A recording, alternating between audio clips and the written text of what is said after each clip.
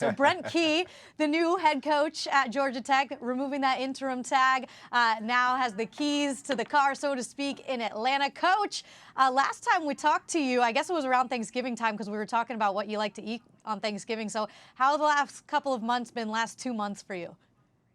It's been good.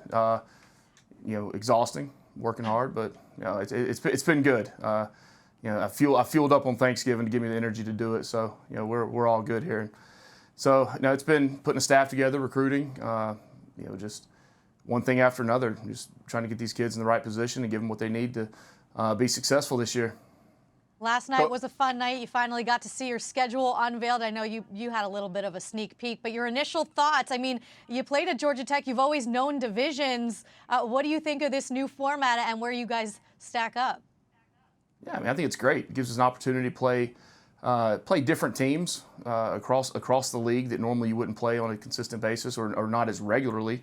So, go to different places, see different teams. And really, I think it's great for the conference because it allows really more people to see more things about the conference and with different matchups and different people playing each other. And I think it's going to be a really good thing for the ACC. Now, Coach, you start off with Louisville. I mean, what do you like about that one? You have an ACC game knowing that it's meaningful. Guys got to truly spend that offseason getting right. I mean, how do you feel about that? First-year head coaches as well, even though I know you've been there for a while, boss man. Right. No, it's good to always start off strong with the ACC opponent. It gives us something to look forward to. I mean, we're gonna look forward to every game and play it the same way, though.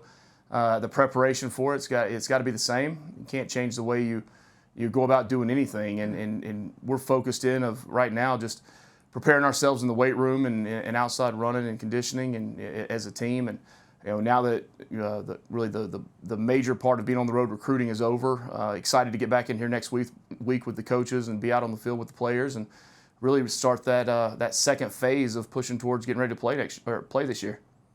Coach, I just wonder, being a guy, knowing what my institution where I played ball at Notre Dame, and for you to be in a position to go back to your alma mater, serve on the staff, become the guy in charge in an interim spot, go out there and take the job, legitimately take the job, and now it's yours. How is it different from last year, interim guy trying to keep this thing afloat and thrived at moments last year, to now you're coming in and like, I'm shaping this whole thing in my likeness and in the blueprint that I want to see it? Yeah, that's the big things. Last year everything was done, kind of by the seat of our pants, and what we gave the kids, and some of it was, they had no choice to look any other direction than to get it done. So, but now really able to put the entire plan in of what we want to do in this full year one, and we've got the coaching staff involved. The coaching staff's in place, on the field coaching, off the field assistant spots, recruiting staff, the administrative and operations staff. I mean, it's everything is in the same place now. So everything's moving in the same direction. Everyone's got the same goals. Everyone has the same vision. Everyone's in a straight line, and everything, like I've said a bunch to you guys, it's all about what's best for these kids and what's best for the school. And now to be able to put the whole thing in and be able to do it from the start with a little bit of a cheat code of 8 weeks last season, which is obviously helpful. So we're ready to roll with it. Well, you mentioned the coaching staff, and you finally have them all together. 11 full-time guys on staff, and then you have Brian Baker coming in as a defensive analyst, which is always great. And the stat that I saw was between all of you guys as players and coaches, 86 championships combined from the high school level to Super Bowl appearances. Why, when you're rebuilding a program, is it significant to have guys in those positions that have won at a high level before? Yeah, well, you have to know what it's like, and to know what it tastes like to be at the top, whether it's high school or in the National Football League or here in college, the game we coach. To know what it feels like once you get there, but more importantly, to know what it takes to get there. And that was important putting the staff together, was to have guys that were champions, that had experienced winning that final game of the season, and 86 of those it's pretty strong, and again it's all phases of football. So to bring those types of guys in that have championship mindsets and they have proof, it's backed up in their past and their resumes. not just something they talk about every day and that they want to do, but they've actually done. So now you put those types of men around these guys that we coach every day, and now everything they do rubs off on them, and they're seeing exactly how it has to be done, and how the process has to work right now. It's not once we get to the season, it's too late. Now's the time to instill that mindset in these guys. Now, Coach, something neat that I wanted to see, especially in your coaches that I did see, was you named two offense coordinators and defense coordinators for me. What was your thought process there? Why'd you do that? Why was it important to you to say, hey, I need two guys at the helms? Yeah, so, the coordinators on both sides, Buster on offense and Thack on defense, they're the play calling coordinators. And then I wanted to have two guys on either side of the ball also that could, when we split practice up, they're on the other side calling the other side. When we have the spring game, they're opposite sides, and really able to take some of that more administrative responsibility on both sides of the football, and have some share. So the coordinator's not doing every single thing, but there's some shared responsibility with the administrative part, and really that helps with the recruiting portion of it, and managing the staff on either side of recruiting. But at the end of the day, I want to build a program, and I want to build a staff where we grow coaches too. We're not just developing players, but I want to develop coaches and allow coaches to reach their dreams, and whether it's be from a high school coach that wants to coach in college to work his way up, or a position coach that wants to be a coordinator, and then coordinators that want to become head coaches. We want to create an upward mobility here and build the staffs that are able to do that. And I thought that was a big part of naming those guys co-OC, there's no questions about who the play callers are on game day with it, but I was very privileged to be on a staff and as a player with Coach O'Leary for a long time, and those coaches on that staff that really worked from being graduate assistants all the way up to becoming head football coaches in college and then the NFL. I mean, I came into college as a freshman, and Doug Marrone and Billy O'Brien were the two GAs. So that's the model that I've put together here, and that's what I want to have happen, and be able to have everybody experience success in their careers where they want to go. Coach, it rarely happens. I don't want to say rarely, but there's definitely instances where schedules come out and coaches feel like, wait, why is our schedule this way? And they have certain gripes. You are very matter of fact, like, yeah, it's great. Let's go play football. And I like that mentality. As I dive into your schedule, too, and it was something I thought yesterday, it's very symmetrical. There's challenges in the top half. There's challenges in the back half. You've obviously got two heavyweights out of conference in Ole Miss and Georgia, that rivalry game on November 25th. But as I speak to the symmetry of it, your open date is smack dab week 7 in the middle of the season. Is that a preferable place for you to have that open date to recharge for a back half of a season and go get it? Yeah, no, I appreciate you using symmetrical and symmetry and all those words talking to the Georgia Tech head coach. That had to be planned there. You had to have thought that thing out now. There's no way that just came off the cuff. He's a Notre Dame guy, Coach. Come on, he's a Notre Dame guy, so it goes hand in hand. English major, no engineering or any kind of background there, just an English major. So the word. Yeah, I see what you did there. I get it. I get it. We live in squares, not circles here.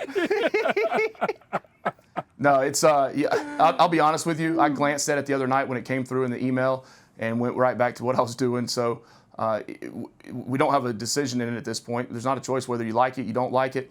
I mean, all you're doing is wasting time if you're spending, if you gripe or complain about it, or if you talk about how great it is. I don't buy into that. Now that you said it, having a bye week right in the middle of the season sounds pretty good. I hope it works out well for us. So let me I kind of just want to stay there quickly, guys. I apologize. Yeah. Coach, your approach literally is, let's go play football. This wasn't a date where you were circled and saying, let me get in front of the TV. No offense taken from the Huddle crew, but let me get in front of the TV and watch this thing and see what our schedule is going to look like. You were like, we're going to have to play these games. If we're a good program, we got to go win. That's kind of your approach. Yeah, no question. I mean, I was actually at home and watching film, which, all of a sudden you sit in this seat. That's like the last thing you get to do a lot of times is actually watch film and watch tape. So I'd actually sat down and was watching some film, and the email came through. I looked at the email, showed my wife, and just kept moving along. Love it. Without giving too much away, Coach, when you're watching film at this time of year, like it's January, we just ended football season. What are you watching for as you build this identity of this football team? I imagine that has something to do with it. What is it you're looking at? Yeah, right now it's all personnel based. So it's kind of there's a progression I go through of of watching film. This time of year, early on, it's you watch the last season's games really to evaluate your personnel, being schematically that will be different. Offense, defense, and special teams will be some carryover, but schematically we're different. So really, right now is all about watching the personnel. So and that's what we want to start off with is you identify the personnel, identify where you feel like you're strong, weak, what you need to develop in the springtime moving forward. Then that kind of coincides as the coaching staff gets back in next week and we really begin to put together the installation and how we're going to work with the kids this offseason and then into spring practice. And then, as spring practice goes through, you kind of identify now that the way college football is now, you identify if there are any immediate needs where you might have to address in kind of a secondary portal type instance. So it's not just pull up tape and watch football. It's there's a process to it and of how we're going about it and how I'm going about it and how the whole staff is. Coach, you're one of those control the controllable guys, and I love that about you. Going into this spring and these spring practices, what are you guys going to focus on? Truly the controllables that you guys are able to take to the next level during these practices? Toughness.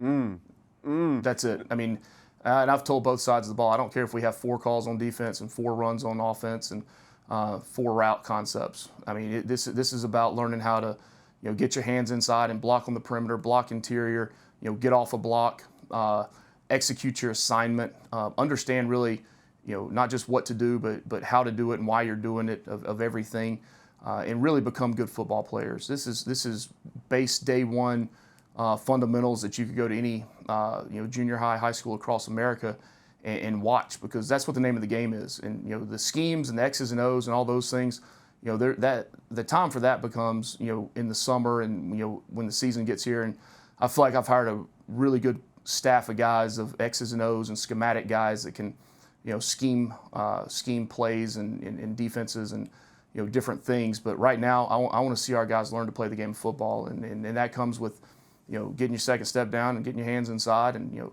catching a ball and tight turning and getting north and south and not running out of bounds. Creating an identity on offense, defense, and special teams. Who are we? What are we going to be? I know in my head what I want us to be, but let's go out there and see what the personnel is going to allow us to be. So, quarterbacks delivering the ball on time, taking good drops, ball security, developing a physical toughness in the way that we can, stop the run and run the ball and cover kicks. So, that's what I want to see coming out of spring. There's nothing about scheme or X's and O's. We've got a good enough staff to get that done later on.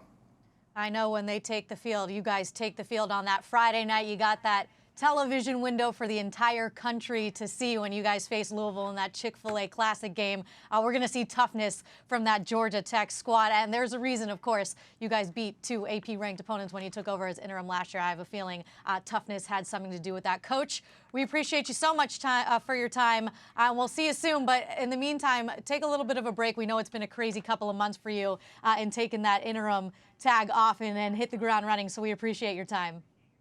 Appreciate it, and I am. Thank you. I'm tomorrow afternoon taking the family, getting out of town for a few days, and we'll be back in rocking and rolling on Monday morning, ready to go. All right, awesome. We're looking forward to it, Coach. We're